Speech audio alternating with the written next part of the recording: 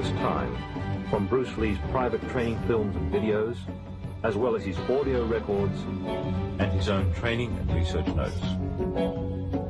The film is narrated by Bruce Lee, with additional input from his son Brandon Lee and from Dan Inosanto, the man Bruce chose.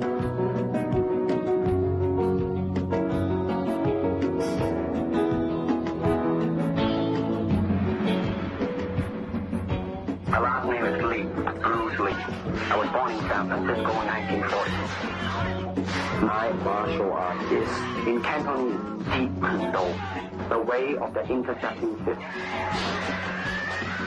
In case you have missed the recent news, Jeet Kune Do, of which I am the founder, has been elected and accepted into the Black Belt Hall of Fame in America. This motto is not thousands or even hundreds of years old. It started in around 1965 by a dedicated and intensified man called Bruce Lee. And my martial art is something that no serious martial artist can ignore. I met Bruce Lee in 1964 through Ed Parker, who was my Kempo karate instructor at that time. He had the training in Wu-style Tai Chi, sometimes in Hong Kong they call it Unga. And he had the, of course, training in Western boxing. He had training in fencing from his brother. That's Epee, that goes from toe to head. He had training, obviously, in Wing Chun. And the other area was the training he had received in, they call it Buk Pai, or it's Tam Toi. He knew 12 sets in Tam Toi. And then believe he traded with a Choi Lee Fat man. So those were the arts that Bruce brought into the United States. In the beginning, he used the Wing Chun as the base system, or the first system. But as time went on, he went away from concept. Okay? He says using no way as a way. In other words, it's not a Japanese way, it's not a Chinese way, it's not a Korean way, it's not an Okinawan way, it's not a Filipino way, it's not an Indonesian way. He's saying using no way as the way. You are the way.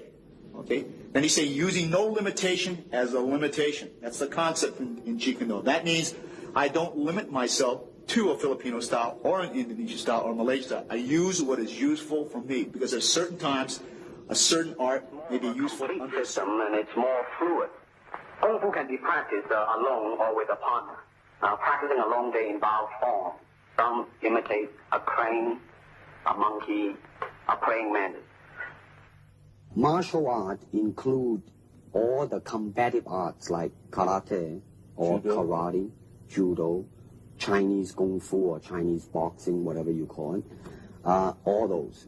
You see, like Aikido, Korean, I can go on and on and on. But it's a combative form of fighting. I mean, it's not, some of them became sport, but some of them are still not. I mean, they use, for instance, kicking to the groin, jabbing fingers at the eyes and things like that. He mixed his trapping into grappling. He had 32 different sequences, as you could see in The Game of Death and the Way of the Dragon, those two films. He was getting into grappling, the face locks, the head locks. Originally, Bruce taught us various different trapping methods. For instance, if the punch was to come, and we were to trap it, we would come back here and we would lock up. This would be the lock-up positions that we would use. To me, okay, to me, ultimately, martial art means honestly expressing yourself. Now, it is very difficult to do. I mean, it is easy for me to put on a show and be cocky, and be flooded with a cocky feeling and then feel like pretty cool and all that. Or I can make all kinds of phony things, you see what I mean, blinded by it. Or I can show you some really fancy movements. But it's very hard to do.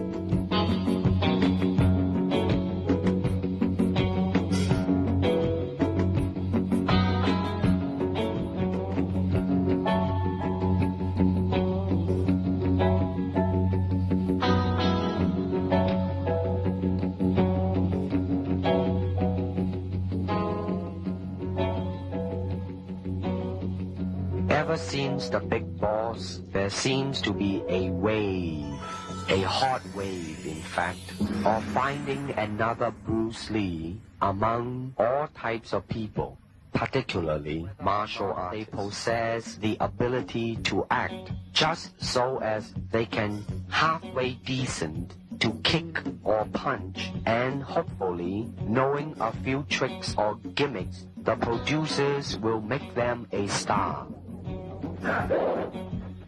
Now let's stop about here. Tell you that as more Bruce Lee's films are shown, the audience will soon realize not only in acting ability, but in physical skill as well, they will see the difference.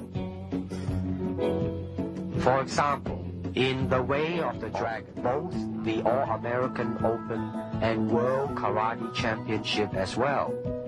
Then there is Bob Wall, the 1970 heavyweight karate champion, plus Wang Yanjik, the 7th degree Hapkido expert, which some audience have seen him in the film called Hapkido. Of course, it is only movie making, people will say, but I'm sure that the audience are not so insensitive as to not be able to see and judge by themselves and compare these men's speed, power, rhythm, coordination, versatilities, etc., etc. I started training with my dad really as soon as I could walk. I mean, my dad was a really diligent trainer. He always had people over at the house practicing. My dad had a circle of students that were close to him, and so they were friends of our family.